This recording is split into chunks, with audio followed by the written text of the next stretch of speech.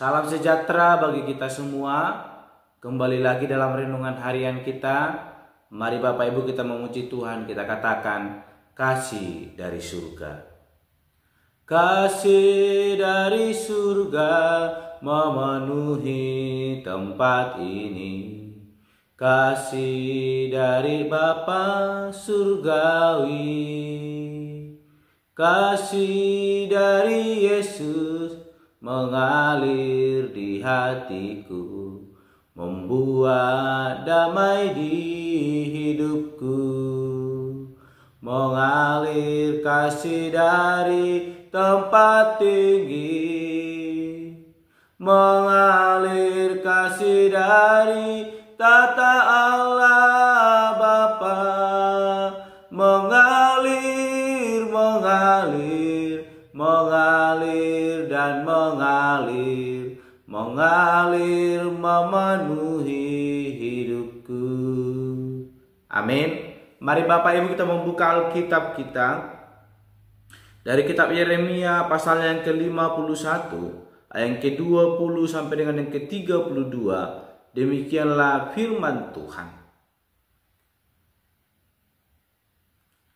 Engkau tadinya adalah palu godam bagiku, senjata perang. Dengan engkau aku menghancurkan bangsa-bangsa, dan engkau aku memusnahkan kerajaan-kerajaan.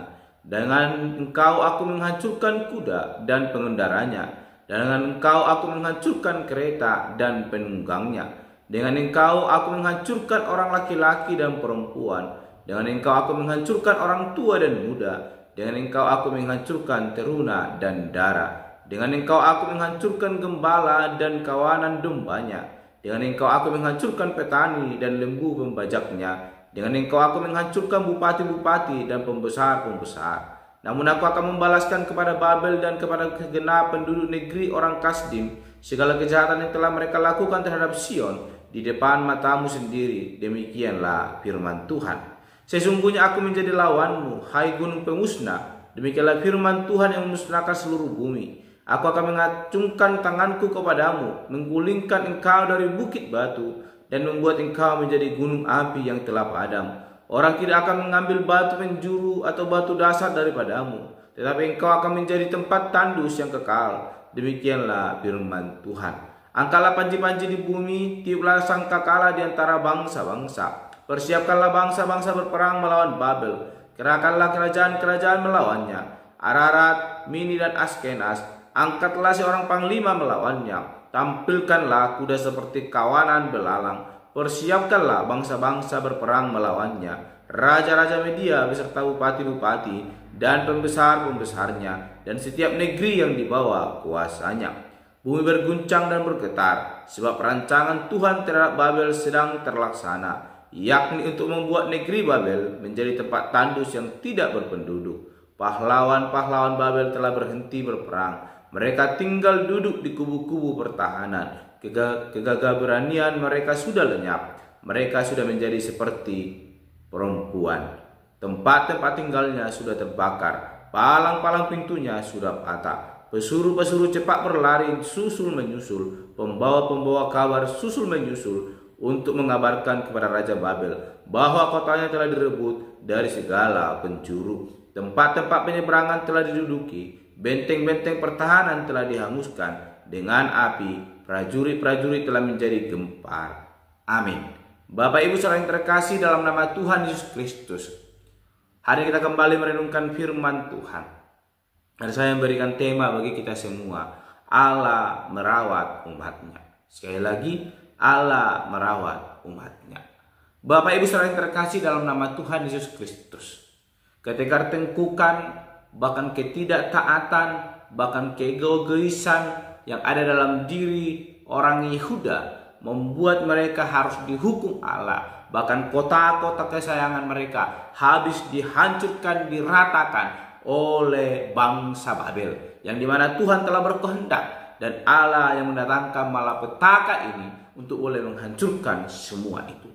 Namun bukan karena Allah tidak mengasihi umatnya, Allah begitu mengasihi umatnya, sehingga Allah memberikan ganjaran yang pantas bagi mereka, supaya mereka sungguh-sungguh boleh mengenal Allah, supaya mereka sungguh-sungguh memandang kepada Allah. Sehingga Allah memiliki cara untuk boleh mengubahkan mereka, mengubahkan hati mereka untuk tetap memandang kepada Allah.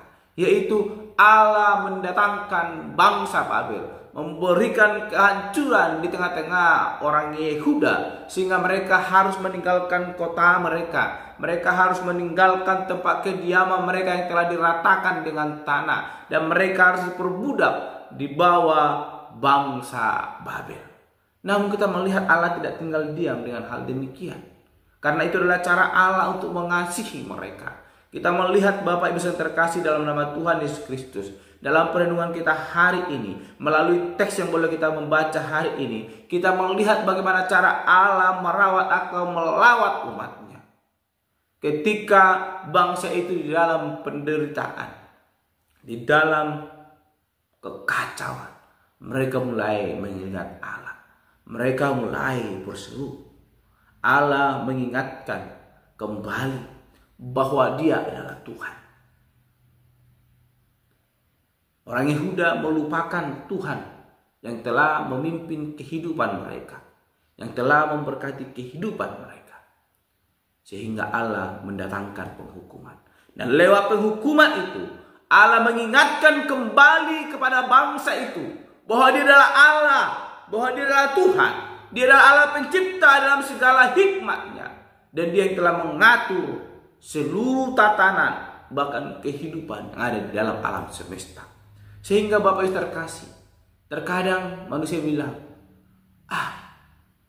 aku sudah berdoa, namun saya tidak mengalami anugerah Tuhan. Cara Tuhan, hikmat Tuhan, sama sekali tidak dapat disandingkan dengan kebodohan manusia yang menyembah patung. Bapak Ibu saudara terkasih dalam nama Tuhan Yesus Kristus, kita melihat bagaimana penghukuman bahkan kejatuhan yang dialami oleh bangsa Yehuda. Mereka melupakan Tuhan dan menyembah patung. Kita melihat apa yang mereka dapatkan, Bapak Ibu yang terkasih. Apa yang mereka harapkan dari patung tersebut, semuanya adalah kesia-siaan. Sehingga Allah menghukum mereka, dan mereka mengalami penghukuman itu. Oleh karena itu hari ini firman Tuhan mau mengajakkan kepada kita, marilah kita bersandar pada hikmat Tuhan dengan menempatkan diri kita di bawah otoritasnya.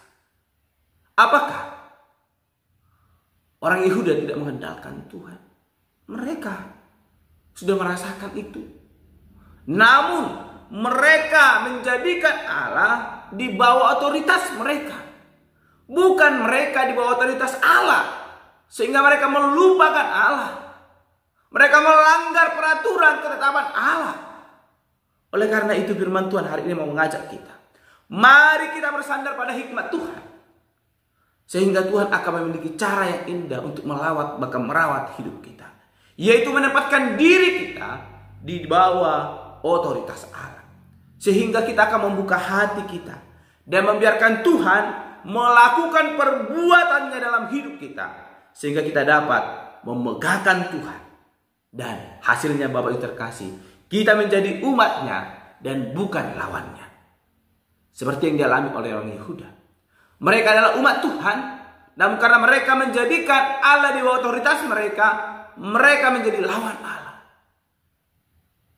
Kita menjadi lawan Allah. Namun ketika kita menjadikan hidup kita di bawah otoritas Allah, maka kita akan bermegah di dalam Tuhan. Karena apa? Kita menjadi teman, bukan lawan. Oleh karena itu marilah kita tunduk dan bersandar hanya pada Allah yang selalu memberkati dan menuntun kita dengan penuh kasih. Jangan pernah jadikan hidup kita, hati kita tegar tengkuk. Biarkan hidup kita dipimpin oleh Allah.